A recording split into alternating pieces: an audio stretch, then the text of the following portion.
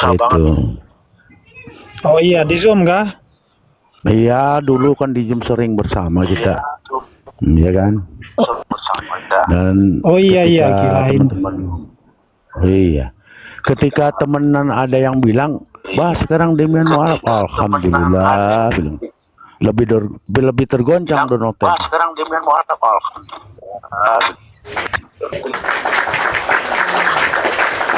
Iya. Ya saya Makin bisa berdoa. terguncang terhitung ya Bang. Betul.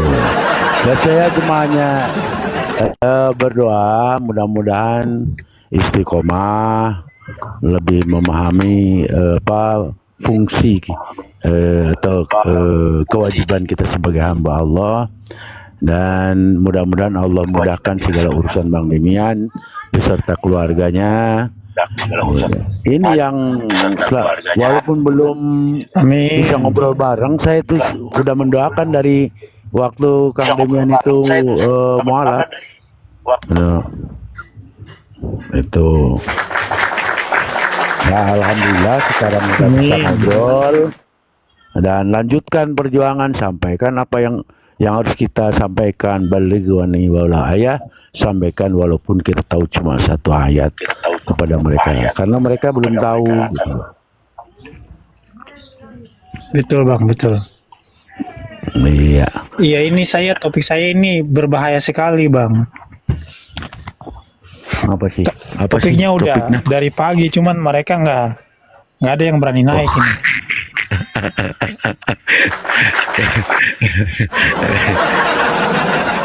Tapi kita lihat ya, perjalanan diskusi lintas agama ini banyak kemajuan loh Kang Demian.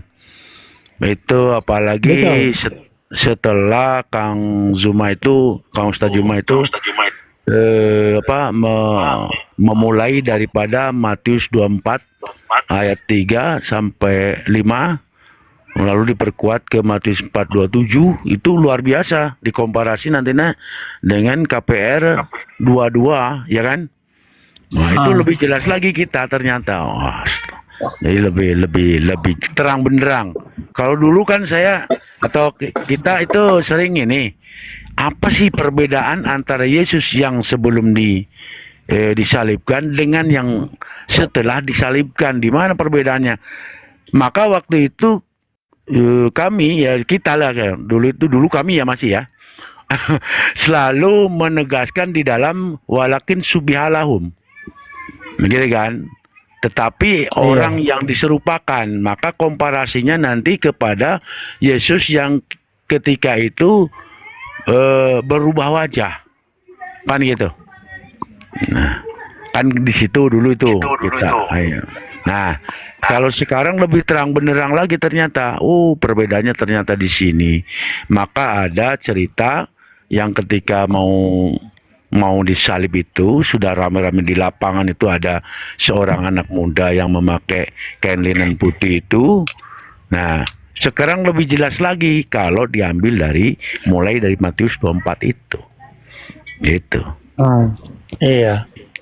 Jadi kalau historinya kan di dalam Al-Quran kan mereka tidak menyalibkan Isa, melainkan orang yang diserupakan. Betul. Nah, saya ingat sama salah satu ayat di dalam kitab Amsal, dikatakan bahwasanya orang jahat digunakan sebagai tebusan bagi orang benar gitu. Benar, iya benar. Benar itu. Jadi di dalam Bible sendiri kan ada kalimat Tuhan itu membenci penumpah darah gitu. Apalagi darah orang benar, orang yang tidak bersalah, manusia tidak bersalah. Kalau Tuhan menggunakan orang yang tidak bersalah sebagai tebusan, maka itu kan nggak adil banget kan. Kasihan manusia nggak bersalah, dia nggak buat kekerasan, dia orang saleh, orang benar, kok malah dikorbankan gitu. Iya. Nah, jadi saya tidak temukan satupun ayat baik di dalam perjanjian baru sampai perjanjian lama bahwa darah manusia itu bisa dipakai sebagai tebusan. Malahan sebagai penebusan kan menggunakan darah hewan. bukan darah manusia. Karena Tuhan kan membenci penumpah darah. Tapi anehnya di Kristen itu malah manusia dipakai sebagai tebusan gitu. Jadi kalau Tritunggal kan gitu, pernah dengar nggak Bang? Iya, iya. Doktrin pemahaman Tritunggal. Iya, iya, itu yang kan sering yang dibawakan itu. Itu Yang atas dasarnya itu. Karena demi kasih karunia Tuhan, maka Tuhan Allah mengaruniakan anaknya yang tunggal. Itu kan dalilnya di situ nanti dia. Nah, tapi anaknya yang tunggal ini itu menurut Kristen kan ada punya dua kodrat, manusia dan ilahi. Nah, yang menjadi tebusan itu kan bukan yang ilahinya ini, tapi yang manusia. Jadi manusianya ini nggak bersalah, orang saleh, tapi kemudian dijadikan sebagai tumbal. Nah, itu Betul. kan nggak logik gitu. Iya. Apalagi kalau Yesus tahu bahwa dia diturunkan ke dunia ini untuk menebus dosa di atas tiang salib. Tentunya nggak ada perlawanan dong, Yesus. Kan ternyata kan ada di Bukit Getsemani semalaman itu berdoa itu saking takutnya terhadap peristiwa yang akan menimpa kan. Ini Iya, kalau kita lihat Kang Demian kayak cerita Rasulullah Shallallahu Alaihi Wasallam ketika mau diancam dibunuh oleh kafir-kafir Quraisy, ya kan? Waktu itu Rasulullah menawarkan siapa yang mau menggantikan tempat tidurku malam ini, maka Sayyidina Ali radhiyallahu anhu saya siap menggantikan. Nian, padahal resikonya mati waktu itu. Pakai tempat tidur Rasulullah, pakai selimutnya Rasulullah, dan Rasulullah diselamatkan oleh Allah SWT bersama Sayyidina Abu Bakar. Ya kan gitu. Nah, ini kalau kita lihat mirip-miripnya gitu loh. Perbedaannya, kalau Yesus waktu itu murid-muridnya melarikan diri, ya kan? Nah, kalau Rasulullah bahkan ada sahabat Nabi yang siap mati untuk menggantikan beliau tidur di tempat tidur. Resikonya mati.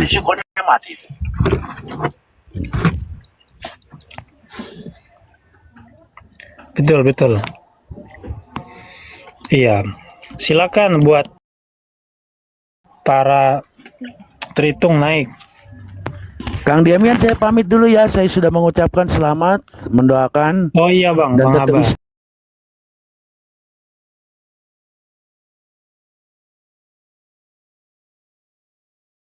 ya tetap Waktu zaman-zaman Zoom. abah teh ya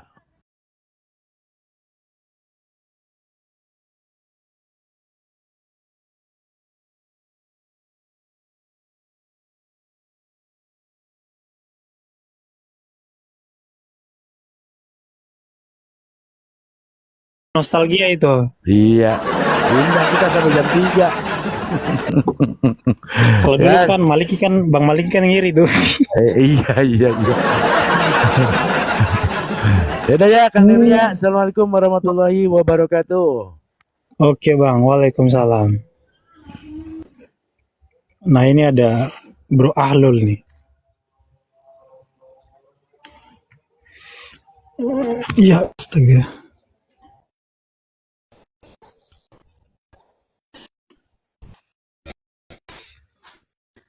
Ayo silakan naik.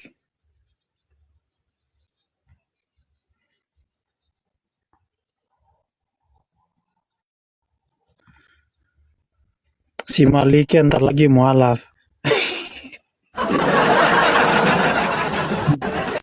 Doakan saja semoga Bang Maliki mualaf.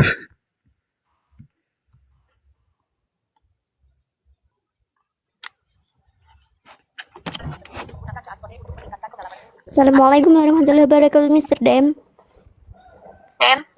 Waalaikumsalam.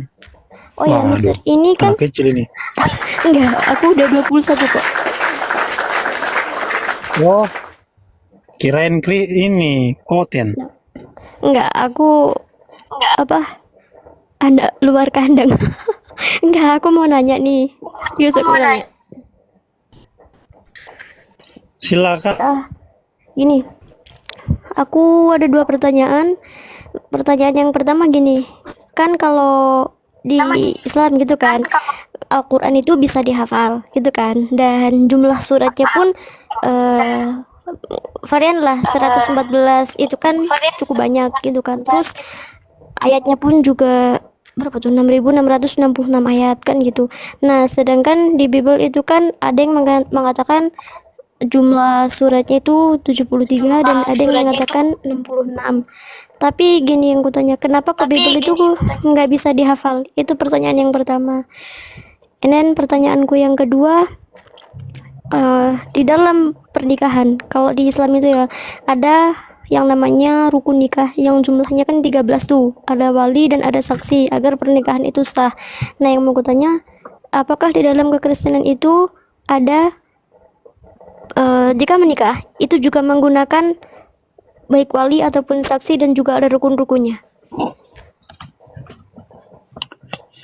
Iya, yang pertama tentang menghafal kitab. Memang ada, kalau orang Kristen pasti menghafal, tapi cuman tidak seperti kalau Islam kan menghafalnya kan kayak satu surah gitu kan. Tapi kalau Kristen ya palingan 1-2 ayat aja. Dan kenapa Bible nggak bisa dihafal ya? Karena isinya kebanyakan. Perjanjian lama aja isinya setebal itu.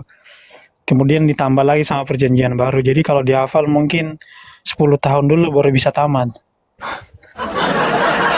So gini, jadi apa ya, kesimpulannya kayak gini sih, anything start kayak skripsi gitu bukan sih? Kan kalau Evernet skripsi itu kan tebal gitu kan.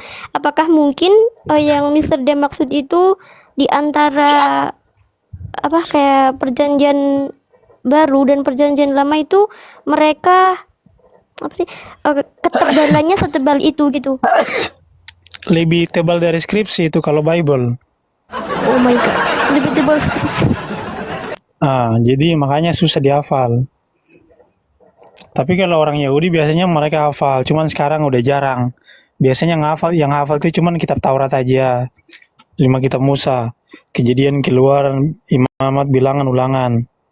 Tapi kalau sekarang udah jarang, nggak ada lagi. Berarti kalau Ayub itu termasuk masuk di perjanjian lama ya? Betul, Ayub.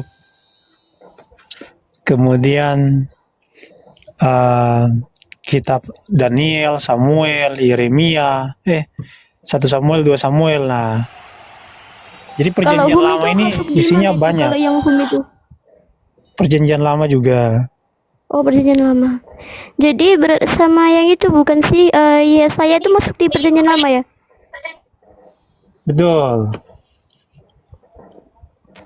Berarti kalau di perjanjian baru itu bilangan dan keluaran udah nggak ada gitu atau bagaimana? Karena yang ku tahu di perjanjian baru hanya ada apa itu, Markus, Matius, Lukas. Enggak, itu perjanjian baru itu. Oh, perjanjian baru. Berarti Filipi itu juga masuk di perjanjian baru ya? Iya, jadi perjanjian baru itu yang pertama ada kitab Injil, Matius, Markus, Lukas, Yohanes. Kemudian ada surat-surat, ada surat Paulus, kemudian ada surat Petrus, ada surat Yohanes. Kemudian ada kitab Wahyu, itu tulisan Yohanes juga. Kalau perjanjian lama itu dibagi menjadi 3. Ada Taurat, ada kitab nabi-nabi, kemudian ada kitab tulisan-tulisan atau Ketuvim. Kalau yang Jadi perjanjian Nevi'im lama ini itu yang isinya nabi paling ya? banyak. Kitab nabi-nabi. Nah, ini praktisi Yahudi nih di samping-samping kamu tuh. Oh my god. Lalu, ya, Demian ini salah guru aneh. Dia belajar Judaism sampai dalam tuh, sampai midras-midras diomong. Aduh, ngeri juga ini. Itu gue giling-giling dulu. Ini anak sampai midras diobok-obok. Kurang kerjaan Oh, by banget the ini way. Demian ini aku bilang. Gila gitu. Cukup ngeri. Iya, dulu kan lawan beratnya kan si Billy Yahudi tuh. Nah, Jadi Oh Demian iya, ini sering salah aku satu lawan lewat berat itu aneh di sejak apa, di Zoom di ini. beranda di home itu aku sering lewat. Cuman aku nggak isi awalnya. Jujur. Ini salah satu lawan terberat dari mulai zaman Zoom sampai TikTok. Gila nih anak pinter banget ini, sampai kitab Yahudi pun diobok-obok ini aku bilang. Gila ya Bang. Aduh ya Allah.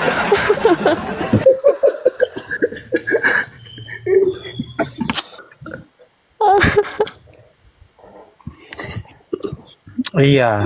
Jadi memang kitabnya tebal banget, susah dihafal. Aduh. Berarti Perjanjian bisa lamanya diibaratkan begini dong.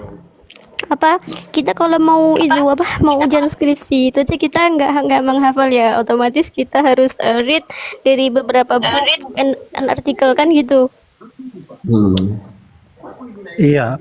Sebentar ya, saya sapa dulu ya, soalnya kadang-kadang nggak disapa tamunya ini, nanti kabur tamunya.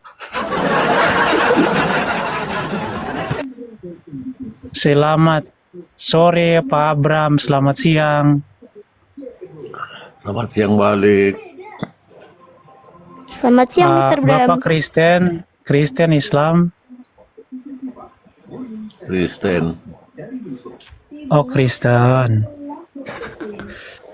Menurut Bapak, tema yang di atas yang kubuat ini benar apa salah nih?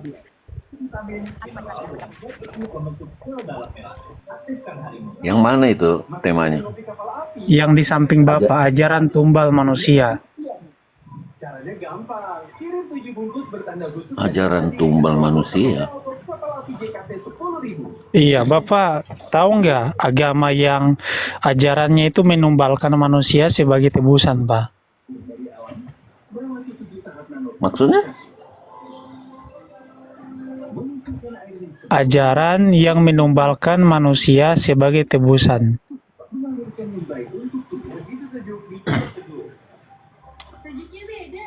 Saya rasa juga benar. Oh, berarti memang ada ya agama yang menumbalkan manusia sebagai tebusan. Benar ya, Pak ya?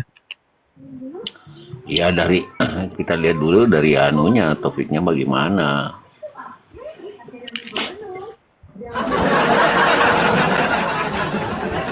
Topiknya ini, Bang, ajaran menumbalkan manusia, Pak. Nah, Bapak kan Kristen, kalau menurut Bapak nih di dalam Kristen ada nggak ajaran seperti itu? Yang dimaksud manusia itu siapa? Ya siapa aja lah manusianya. Pokoknya ajaran yang menumbalkan manusianya. Manusia mau manusia itu penyembah Baal. Pernah baca kisah Baal nggak? Orang-orang penyembah Baal. Enggak pernah. Nggak pernah. Penyembah Baal ini kan mereka ketika mau menyembah Baal kan biasanya kan mereka membun-bun anak-anak mereka tuh Pak. Sebagai persembahan kepada Baal. Menumbalkan anak-anaknya. Ya, itu tergantung aliran. Tergantung kepercayaan mereka masing-masing toh. Tergantung kepercayaan masing-masing. Kalau di Kristen ada nggak Pak ajaran menumbalkan manusia? Ini saya paham tujuannya ini. Intinya larinya ke Yesus. Kenapa Pak? Intinya maksudnya larinya ke Yesus disalibkan ini. Betul. Nah ini Bapak udah mulai pintar nih.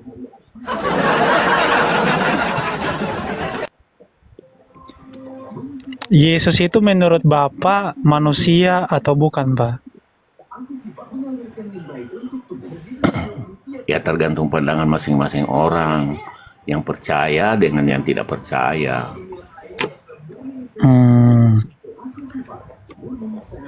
Kalau Bapak percaya Yesus itu siapa Pak? Tuhan, manusia, atau setengah Tuhan, setengah manusia? Yesus itu Tuhan. Tuhan, bukan manusia. Ya. Dia juga manusia. Jadi dia Tuhan dan manusia. Dia juga Tuhan, dia juga manusia. Oke. Waktu Yesus mati di kayu salib itu sebagai Tuhan atau sebagai manusia?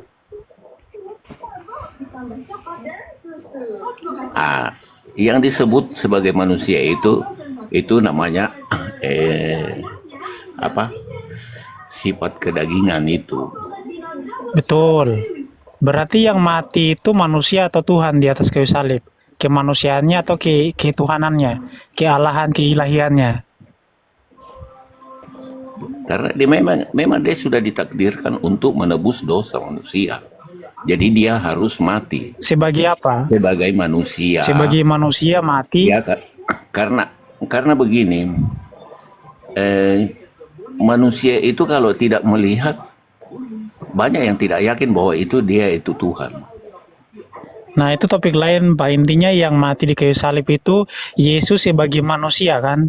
Bukan sebagai masalah Allah kan? ketiganya, tapi secara itu kan itu semua berkaitan, berkesinambungan semuanya itu. Jadi Betul, jangan ini kita mau ngerucus ke apa? Ngeruncing ke topik kita ini, Pak. Ajaran tumbal manusia.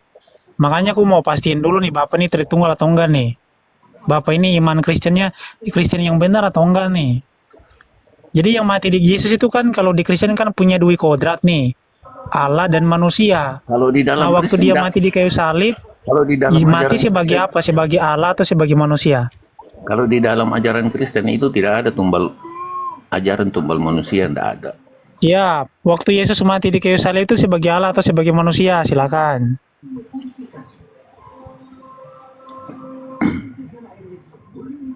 Saya sih bukan saya bukan Kristen ya bilang Hah? begitu, tapi Bapak bukan hanya- Kristen? maksudnya saya Kristen tapi tidak terlalu mendalam Oh, gitu. Ya udah, saya kasih ayat dulu nih buat Bapak nih. Sabar ya, Pak ya. Saya mau kasih ayatnya nih. Ini dari Alkitab sendiri ya, Pak ya. Sabar ya.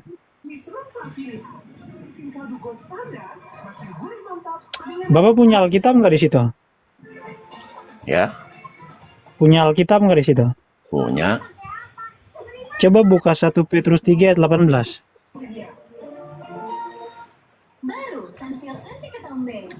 Langsung aja bacakan. Sebab juga Kristus telah mati sekali untuk segala dosa kita. Ia yang benar untuk orang-orang yang tidak benar, supaya ia membawa kita kepada Allah. Ia yang telah dibunuh dalam keadaannya sebagai manusia.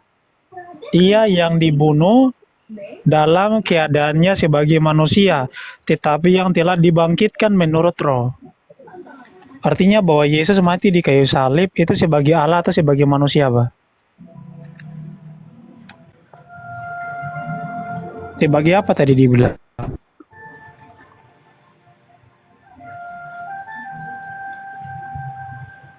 Halo? Jadi Yesus mati menurut 1 Petrus 3 ayat 18, Yesus mati itu sebagai manusia. Artinya, Abang pikir sendirilah dengan akal sehat. Ini topik saya ini bagus sekali nih. Ajaran tumbal manusia. Kalau Jadi dalam Bapak udah Kristen bisa itu nih? Tidak ada Oh, nggak ada. ajaran tumbal manusia. Oh, berarti 1 Petrus 3:18 ini salah, Pak?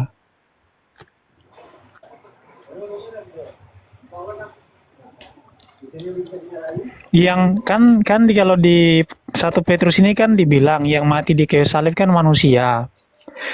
Yesus mati di kayu salib kan sebagai tebusan kan? Artinya bahwa orang Kristen ini kan mereka ditebus sama manusia. Jadi tujuan Yesus mati kan sebagai penebus dosa. Hmm. Nah,